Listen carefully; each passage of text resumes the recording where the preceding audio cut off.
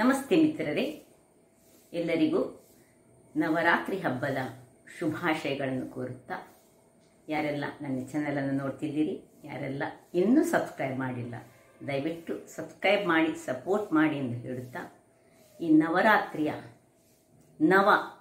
ಅಂದರೆ 9 ದಿನಗಳನ್ನು ದೇವಿಯನ್ನು ವಿವಿಧ ರೀತಿಯಲ್ಲಿ ಅಲಂಕರಿಸುತ್ತಾರೆ. ಹಾಗೂ ಈಗ ಈ 9 ದಿನಗಳಲ್ಲಿ ದೇವಿಯ ತತ್ವವು ಅಧಿಕವಾಗಿರುವ ಈ ಸಂದರ್ಭದಲ್ಲಿ ನಾವು ದೇವಿಯನ್ನು ಎಷ್ಟು ಉಪಾಸನೆ ಮಾಡ್ತೀವೋ ಅಷ್ಟು ನಮಗೆ ಸುಖ, ಶಾಂತಿ, ನೆಮ್ಮದಿ ದೊರಕುತ್ತದೆ ಎಂದು ಪುರಾಣಗಳಲ್ಲಿ ತಿಳಿಸಲಾಗಿದೆ.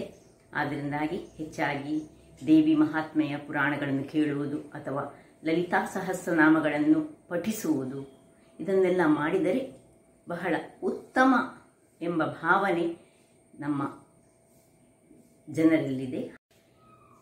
ಹಾಗಾದರೆ ಇವತ್ತು ಶೈಲಪುತ್ರಿಯನ್ನು ಆರಾಧಿಸುವಂತಹ ದಿನ. ಶೈಲಪುತ್ರಿ ಎಂದು ಹೇಳುವಾಗಲೇ ಹಿಂದಿನ ಕಾಲದಲ್ಲಿಯೂ ಹೀಗೆ ನಮ್ಮ ಹೆಣ್ಣು ಮಕ್ಕಳಿಗೆ ಹೆಚ್ಚಿನ ಪ್ರಾಶಸ್ತ್ಯವನ್ನು ಕೊಟ್ಟಿದ್ದಾರೆ ಎಂಬುದನ್ನು ನಮಗೆ ಮನವರಿಕೆ ಆಗ್ತದೆ. ದೇವಿಯನ್ನು ಮೊದಲನೇ ದಿನವೇ ನಾವು ಪುತ್ರಿಯ ರೂಪದಲ್ಲಿ ಆರಾಧಿಸುವುದು, ಅಂದರೆ ಹಿಮವಂತನ ಮಗಳಾದ ದೇವಿ ಅಂದರೆ ಪಾರ್ವತಿಯನ್ನು ಪುತ್ರಿಯ ರೂಪದಲ್ಲಿ ಆರಾಧಿಸುವುದೆಂದರೆ ನಾವು ಹೆಣ್ಣು ಮಕ್ಕಳಿಗೆ ಯಾವ ರೀತಿಯ ಪ್ರಾಶಸ್ತ್ಯವನ್ನು ಹಿಂದಿನಿಂದಲೂ ಕೊಟ್ಟಿದ್ದೇವೆ ಎಂಬುದನ್ನು ಇಲ್ಲಿ ನಾವು ಸ್ಮರಿಸಬಹುದು. ಹಾಗಿರುವಾಗ ಇವತ್ತು ಈ ನವರಾತ್ರಿ ಹಬ್ಬ ಎಲ್ಲರಿಗೂ ಶುಭವನ್ನು ತರಲಿ ಎಂದು ಹೇಳುತ್ತಾ, ಬನ್ನಿ ಇವತ್ತು ನಾನು ಈ ದೇವಿಗೆ ನೈವೇದ್ಯವಾಗಿ ಗೋಧಿ ನುಚ್ಚಿನ ಪಾಯಸವನ್ನು ಮಾಡಿದ್ದೇನೆ. ದೇವಿಗೆ ಈ ಬೆಲ್ಲದಿಂದ ಮಾಡಿದ ಯಾವುದೇ ಒಂದು ವಸ್ತು ಅತ್ಯಂತ ಪ್ರಿಯವಾದುದೆಂದು. ಹಾಗಿರುವಾಗ ಬನ್ನಿ ಬಹಳ ಸುಲಭವಾಗಿ ಮಾಡುವಂತಹ ಈ ಗೋಧಿ ನುಚ್ಚಿನ ಪಾಯಸವನ್ನು ಹೇಗೆ ಮಾಡುವುದು, ಅದಕ್ಕೆ ಏನೆಲ್ಲ ಸಾಮಗ್ರಿಗಳು ಬೇಕು ಎಂದು ನೋಡೋಣಲ್ಲವೇ. ನಮಸ್ತೆ ಮಿತ್ರರೇ, ನವರಾತ್ರಿಯ ಶುಭಾರಂಭ. ಈ 9 ದಿನಗಳಲ್ಲಿ ನಾವು ದೇವಿಯನ್ನು ಆರಾಧಿಸುವಂತಹ ದಿನ. ಈ 9 ದಿನಗಳಲ್ಲಿ 9 ಬಗೆಯ ನೈವೇದ್ಯವನ್ನು ನಮಗೆ ನಮ್ಮ ಶಕ್ತಿಯ ಅನುಸಾರವಾಗಿ ನಾವು ದೇವಿಗೆ ಮಾಡಿಡ್ಬೋದು. ದೊಡ್ಡ ರೀತಿಯಲ್ಲಿ ಏನು ಮಾಡಿಡ್ಬೇಕಂತ ದೇವರು ಯಾವತ್ತೂ ಹೇಳುವುದಿಲ್ಲ. ಹಾಗಿರುವಾಗ ನಾವು ಒಂದು ಸಿಂಪಲ್ ಆಗಿ ಇವತ್ತು ಈ ಗೋಧಿ ಕಡೆಯಿಂದ ಒಂದು ಪಾಯಸವನ್ನು ಮಾಡಿ ದೇವಿಗೆ ಅರ್ಪಿಸೋಣ. ಬೇಕಾಗುವ ಸಾಮಗ್ರಿಗಳು ನೋಡಿ, ಒಂದು ಬೌಲ್ನಲ್ಲಿ ನಾನು ಗೋಧಿಯ ಕಡಿಯನ್ನು ತೆಗೆದುಕೊಂಡಿದ್ದೇನೆ. ಹಾಗೂ ಈ ಬೌಲಿನ ಡಬ್ಬಲ್ನಷ್ಟು ತೆಂಗಿನ ತುರಿ ತೆಗೆದುಕೊಂಡಿದ್ದೇನೆ. ಈಗ ಈ ತೆಂಗಿನ ತುರಿಯಿಂದ ಹಾಲನ್ನು ತೆಗೆದುಕೊಳ್ತಿದ್ದೇನೆ. ಈಗ ನಿಮಗೆ ತೆಂಗಿನ ತುರಿಯ ಹಾಲು ಬೇಡದಿದ್ದರೆ ನೀವು ಡೈರೆಕ್ಟ್ ಆಗಿ ಪ್ಯಾಕೆಟ್ನ ಹಾಲು ಅಥವಾ ನಂದಿನಿ ಹಾಲು, ಯಾವೇ ಹಾಲುಗಳನ್ನು ಹೀಗೆ ಉಪಯೋಗಿಸ್ಕೊಳ್ಬೋದು. ಅದು ತೆಂಗಿನ ಹಾಲಿನಲ್ಲಿ ಮಾಡಿದರೆ ಬಹಳ ಉತ್ತಮ. ಸ್ವಲ್ಪ ಡ್ರೈ ಫ್ರೂಟ್ಸ್ಗಳು ನಿಮಗೆ ಯಾವುದು ಬೇಕು, ಯಾವುದೆಲ್ಲ ಉಂಟು ಆ ಡ್ರೈ ಫ್ರೂಟ್ಸ್ಗಳನ್ನು ನಾನು ದ್ರಾಕ್ಷಿ ತೆಗೆದುಕೊಂಡಿದ್ದೇನೆ, ಸ್ವಲ್ಪ ಗೋಡಂಬಿ ತೆಗೆದುಕೊಂಡಿದ್ದೇನೆ, ಸ್ವಲ್ಪ ಪಿಸ್ತಾ ತೆಗೆದುಕೊಂಡಿದ್ದೇನೆ, ಸ್ವಲ್ಪ ಏಲಕ್ಕಿ, ಸ್ವಲ್ಪ ತುಪ್ಪ ಬೇಕು, ತುಪ್ಪ ಅಗತ್ಯ ಉಂಟು, ತುಪ್ಪದಲ್ಲಿ ನಾವು ಹುರಿದುಕೊಳ್ಬೇಕು. ಮತ್ತು ಬೆಲ್ಲ, ಸಕ್ಕರೆ ಯೂಸ್ ಮಾಡುವ ಸಕ್ಕರೆ ಯೂಸ್ ಮಾಡ್ಬೋದು, ಆದರೆ ಬೆಲ್ಲ ಬಹಳ ಶ್ರೇಷ್ಠ ಅಂತ ನನ್ನ ಭಾವನೆ. ವೀಕ್ಷಕರೇ, ಮೊದಲಿಗೆ ನೋಡಿ ಗ್ಯಾಸನ್ನು ಉರಿಸಿಕೊಂಡು ಇದನ್ನು ಬಿಸಿ ಮಾಡಿಕೊಳ್ಳೋಣ. ವೀಕ್ಷಕರೇ ನೋಡಿ, ಇಷ್ಟು ನಾವು ಗೋಧಿ ಕಡಿ ತೆಗೆದುಕೊಂಡು ಎಷ್ಟು ತೆಗೆದುಕೊಳ್ತೇವೆ ಅದರ 3ರಷ್ಟು ನಾನು ಇಲ್ಲಿ ನೀರನ್ನೊಂದು ಬಿಸಿಗೆ ಇಟ್ಟಿದ್ದೇನೆ. 3 ಪಾಲಿನಷ್ಟು ನೀರು ಬೇಕು ನಮಗೆ. ಈ ಗೋಧಿ ಕಡಿ ಎಷ್ಟು ತೆಗೆದುಕೊಳ್ತೇವೆ ಅದರ 3 ಪಾಲು ನೀರನ್ನು ಅದು ಬಿಸಿ ಆಗ್ತಾ ಇಲ್ಲಿ ನೋಡಿ ಕುಕ್ಕರ್ ಬಿಸಿ ಆಗ್ತಾ ಉಂಟು. ಅದಕ್ಕೆ ಸ್ವಲ್ಪ 2 ಚಮಚದಷ್ಟು ತುಪ್ಪವನ್ನು ಹಾಕೊಳ್ಳೋಣ.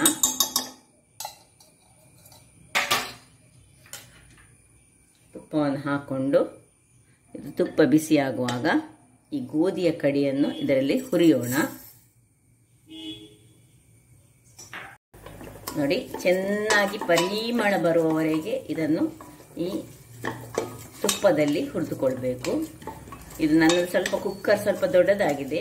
ನಿಮ್ಮ ಸಣ್ಣ ಕುಕ್ಕರ್ ಇದ್ರೆ ಸಣ್ಣ ಕುಕ್ಕರಲ್ಲಿ ಮಾಡಿ, ಅಥವಾ ತುಂಬ ಪ್ರಮಾಣದಲ್ಲಿ ಮಾಡೋದಾದ್ರೆ ದೊಡ್ಡ ಕುಕ್ಕರ್ ಬೇಕಾಗ್ತದೆ.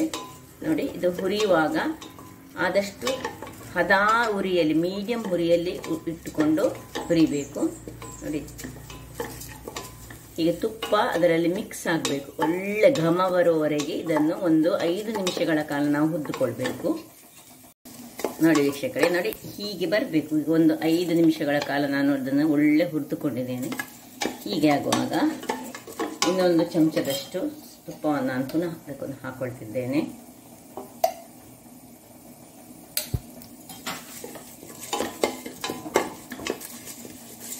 ಹೀಗೆ ನಮಗೆ ಮನಸ್ಸಿದ್ದಾಗ ದೇವರಿಗೆ ನೈವೇದ್ಯ ಅಂತಲ್ಲ, ಇದನ್ನು ಮಾಡಿಕೊಳ್ಬೋದು. ಈಗ ಇಲ್ಲಿ ನೀರು ಸಹ ಕುದೀತಾ ಉಂಟು. ಈಗ ನಾನು ತೆಗೆದುಕೊಂಡಷ್ಟು ಇದಕ್ಕೆ 3ರಷ್ಟು ನೀರನ್ನು ಹಾಕೊಳ್ತಿದ್ದೇನೆ.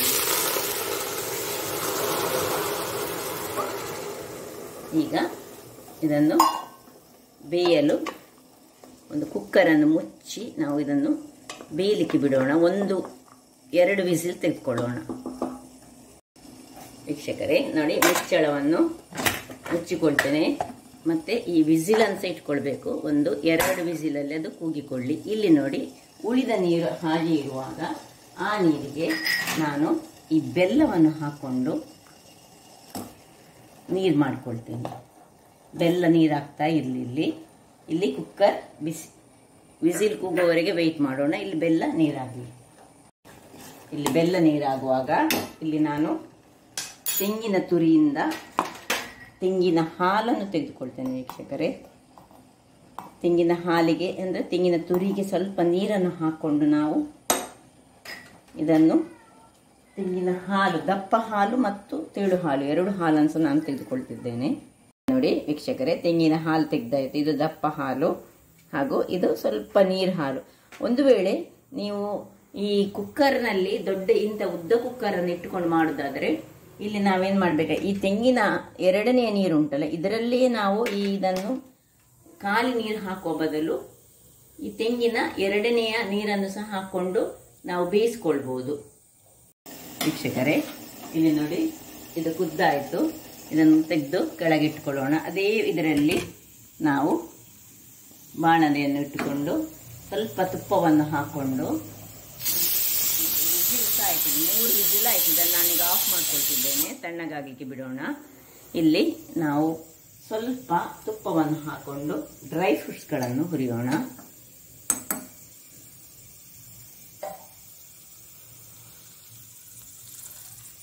ಮೊದಲು ಈ ಗೋಡಂಬಿಯನ್ನು ಹುರಿಯೋಣ. ಮತ್ತೆ ಪಿಸ್ತಾ ಎಲ್ಲ ಕಟ್ ಮಾಡಿಕೊಂಡು ಹಾಕಿದ್ರೆ ಸಹ ಒಳ್ಳೇದಾಗ್ತದೆ. ನೋಡಿ, 2 ಭಾಗಗಳಾಗಿ ಮಾಡಿಕೊಂಡ್ರೆ ಸಹ, ಅಥವಾ ನೀವು ಇದನ್ನು ಈ ನೈಫಲ್ಲಿ ಚಾಪ್ ಮಾಡಿ ಇಟ್ಕೊಂಡ್ರೆ ಸಹ ಆಗ್ತದೆ, ಹೇಗೆ ಸಹ ಆಗ್ತದೆ. ಬಟ್ ಸುರಿಗೆ ಸ್ವಲ್ಪ ಗೇರು ಬೀಜವನ್ನು ಹುರಿಕೊಳ್ಳೋಣ. ತುಂಬ ಕಪ್ಪು ಸಹ ಆಗೋದು ಬೇಡ. ಅದು ಗೇರು ಬೀಜ ಮತ್ತು ಪಿಸ್ತಾ ಹಾಕೊಳ್ಳೋಣ. ನಿಮ್ಮ ಹತ್ರ ಏನುಂಟು ಅಷ್ಟು. ಈಗ ಇದಕ್ಕೆ ಕೊನೆಗೆ ದ್ರಾಕ್ಷಿಯನ್ನು ಹಾಕೊಂಡು ಸಣ್ಣ ಉರಿಯಲ್ಲಿ ಹುರಿದುಕೊಂಡ್ರೆ ಸಾಕಿದು. ಇಷ್ಟನ್ನು ಆಫ್ ಮಾಡಿಕೊಂಡ್ರೆ ಈ ದ್ರಾಕ್ಷಿ ಉಬ್ಬಿದ್ರೆ ಸಾಕು. ಹೆಚ್ಚಾದರೆ ಮತ್ತೆ ಅದು ಕರಟಿ ಹೋಗ್ತದೆ. ನೋಡಿ, ಕಲರ್ ಬಂತು ಒಳ್ಳೆ.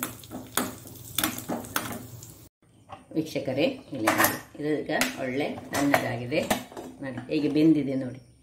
ಈ ಹೊತ್ತಿನಲ್ಲಿ ಅದಕ್ಕೆ ಸ್ವಲ್ಪ ನಾವು ಉಪ್ಪನ್ನು ಹಾಕೊಳ್ಳೋಣ.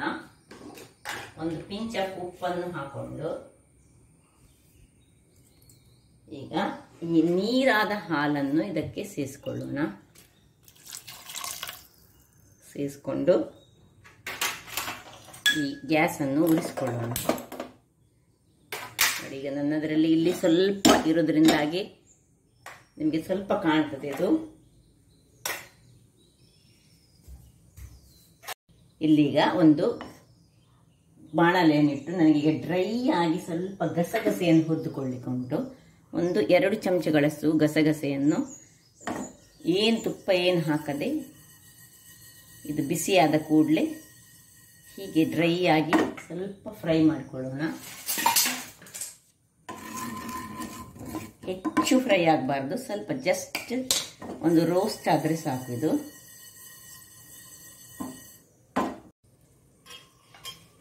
ವೀಕ್ಷಕರೇ ನೋಡಿ, ಇಷ್ಟು ಕಲರ್ ಸ್ವಲ್ಪ ಚೇಂಜ್ ಆಗ್ತಾ ಇರುವಾಗ ಇದನ್ನು ತೆಗೆಯೋದು, ಆಫ್ ಮಾಡಿಕೊಳ್ಳೋದು ಸ್ಟ್ರೈಟ್ ಅವೇ. ನೋಡಿ, ಇಲ್ಲಿ ನೋಡಿ ಕುದೀತಾ ಉಂಟು. ಇದರಲ್ಲಿ ಸ್ವಲ್ಪ ತೆಂಗಿನ ಹಾಲು ಹಾಕಿದ್ದೇನೆಲ್ಲ ಇದರಲ್ಲಿ ಹಾಕೊಳ್ಳಿ.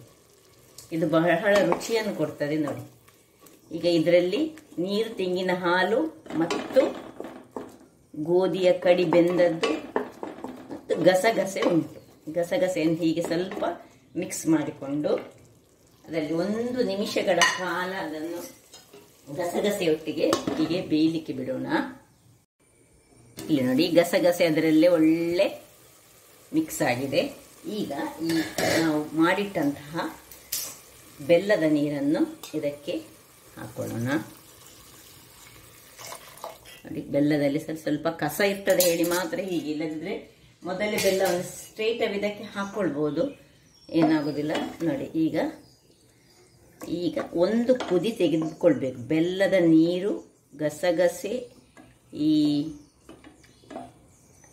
ಗೋಧಿಯ ತರಿ ಇದೆಲ್ಲ ಚೆನ್ನಾಗಿ ಇದರಲ್ಲಿ ಒಂದು ಮಿಕ್ಸ್ ಹಾಕೊಳ್ಬೇಕು.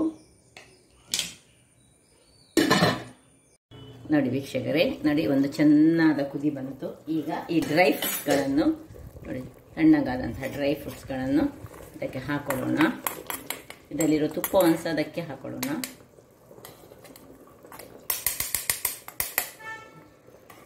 ಇನ್ನು ಈ ದಪ್ಪವಾದ ತೆಂಗಿನ ಹಾಲನ್ನು ಸಹ ಇದರಲ್ಲಿ ಹಾಕೊಳ್ಳೋಣ.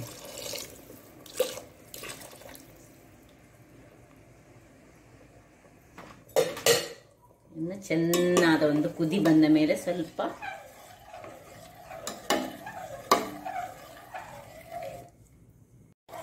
ಇಲ್ಲಿ ನೋಡಿ, ಈಗ ಇದು ಒಳ್ಳೆ ಕುದಿ ಬರ್ತಾ ಉಂಟು. 1-2 ನಿಮಿಷಗಳ ಕಾಲ ಮುಚ್ಚಿಡೋಣ. ಯಾಕಂದ್ರೆ ಅದು ತನ್ನಷ್ಟಕ್ಕೆ ಅದು ಈಗ ದಪ್ಪ ಆಗ್ತದೆ. ಯಾಕಂದ್ರೆ ಅದು ಗೋಧಿಯ ಕಡಿ ಆದ್ರಿಂದಾಗಿ ನೋಡಿ ಹೇಗೆ ಒಳ್ಳೆ ದಪ್ಪ ಬರ್ತಾ ಉಂಟು. ನೋಡಿ, ಹಾಲು, ತೆಂಗಿನ ಹಾಲಿನಲ್ಲಿ ಸಹ ಅದು ದಪ್ಪ ಬರ್ತದೆ. ಈಗ ಕೊನೆಗೆ ಈ ಗುದ್ದಿಟ್ಟಂತಹ ಏಲಕ್ಕಿಯನ್ನು ಹಾಕೊಳ್ಳೋಣ. ಹಾಕೊಂಡು 1 ಚಮಚದಷ್ಟು ತುಪ್ಪ, ಇದು ಆಪ್ಷನಲ್, ಬೇಕಿದ್ರೆ ಹಾಕೊಳ್ಬೋದು, ಬೇಡದಿದ್ರೆ ಬಿಡ್ಬೋದು. ಹಾಕೊಂಡು ಆಯಿತು, ಒಂದು ಸಾರಿ ಕಲಡಿಸಿ. ನೋಡಿ ಹೇಗೆ ದಪ್ಪ ಬಂತು ನೋಡಿ ವೀಕ್ಷಕರೇ, ಹೇಗೆ ಬಂತು ನೋಡಿ. ಅದು ಹೀಗೆ ಬರಬೇಕು. ಈ ರೀತಿಯಲ್ಲಿ ತೆಂಗಿನ ಹಾಲು ಹಾಕಿದರೆ ಎರಡನೇ ಅಂದರೆ ದಪ್ಪ ಹಾಲು ಹಾಕಿದ ಕೂಡಲೇ ಅದು ತನ್ನಷ್ಟಕ್ಕೆ ದಪ್ಪ ಆಗ್ತದೆ. ಅದರೊಟ್ಟಿಗೆ ಈ ಗೋಧಿಯ ಕಡಿ ಅದರೊಟ್ಟಿಗೆ ಒಳ್ಳೆ ಮಿಕ್ಸ್ ಆಯ್ತದೆ. ನೋಡಿ ಹೇಗೆ ಬಂದಿದೆ ನೋಡಿ, ಹೇಗೆ ಉಂಟು ನೋಡಿ ವೀಕ್ಷಕರೇ. ಆಯ್ತಿದ್ದು ನೋಡಿ, ಇದು ಒಳ್ಳೆ ದಪ್ಪ ಬಂತು. ನಿಮ್ಗೆ ಇಷ್ಟು ದಪ್ಪ ಬೇಡದಿದ್ರೆ ಇದಕ್ಕೆ ಸ್ವಲ್ಪ ನೀರನ್ನು ಹಾಕೊಳ್ಬಹುದು. ಆದರೆ ಇಷ್ಟು ದಪ್ಪದಲ್ಲಿ ತಿನ್ಲಿಕ್ಕೆ ಒಳ್ಳೆ ಆಗ್ತದೆ. ಗೋಧಿ ಕಡಿ ನಮಗೆ ತಿನ್ಲಿಕ್ಕೆ ಸಿಕ್ಬೇಕು. ಈಗ ಸರ್ವ್ ಮಾಡೋಣ. ನೋಡಿ, ಬಿಸಿ ಬಿಸಿಯನ್ನು ಸುರಿಗೆ ನಾನು ಒಂದು ನಮ್ಮ ನೈವೇದ್ಯಕ್ಕೆ ಹೇಳಿ ಈ ಒಂದು ದೇವರಿಗೆ ಇಡುವಂತಹ ಲೋಟದಲ್ಲಿ ನಾನು ಇದನ್ನು ತೆಗೆದಿಟ್ಟುಕೊಳ್ತೇನೆ. ಆಮೇಲೆ ನಾವು ಸರ್ವಿಂಗ್ ಮಾಡೋಣ. ಇಷ್ಟನ್ನು ನಾನು ದೇವರ ನೈವೇದ್ಯಕ್ಕೋಸ್ಕರ ಇಟ್ಟುಕೊಳ್ತೇನೆ. ಉಳಿದದನ್ನು ಈ ಒಂದು ಇದಕ್ಕೆ ಹಾಕೊಂಡು ನೋಡಿ,